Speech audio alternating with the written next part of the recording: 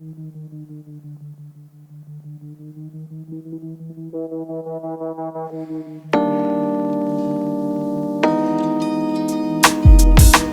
siffe in der Hängematte, Introvertiert, Läseratte, Grüble, Nur Gedanke, nachher bis Händ, glänkt, erschaffe.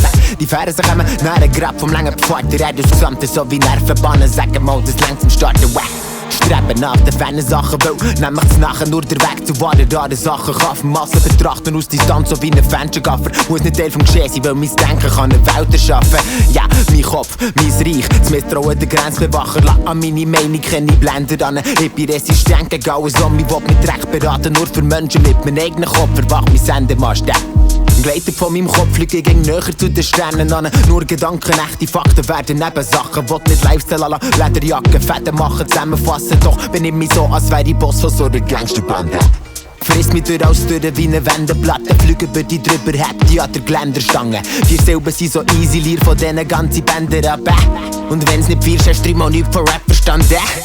Wofür sitzt mit hart komplexen Versen an? Psychisch durch paar Wege schwanken. Tag vor Stress, doch merkt man das nicht an. Ich bleibe wach und setz Granatensäck, wo pumpen wie Zylinder vor einer motherfucking Federgabel. Denken an eine Reise zu einem Ort wie weit entfernt von allen Länderkarten.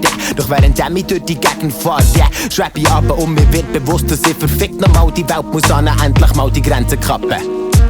Ich muss jetzt nicht mehr überfern, ich lage Brauch vor allem daheim, weiss heute mein Herz ist fest hergewachsen. Heimat macht mit Frieden wie eine Sonnenblume, gelber Garten, was gibt's bitte Besseres, als der Ausblick vor der Bergterrasse, die Wahrheit erkennen. Ist beim Denkprozess der Kerngedanken und genau darum führen ich ein Leben wie eine Ständerlampe zu hören erleuchten. Der Körper trotzdem geerdet halten, doch wie will man die Sechte warnen, hört man vor am Schwätzer labern.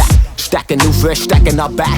Es ist ein unendliches Pratzen von der Kraft, von mir zum objektiveren Betrachten brauche statt der ganzen von den Kranken geschaffenen und die geflößten Scheissvisionen Klatter.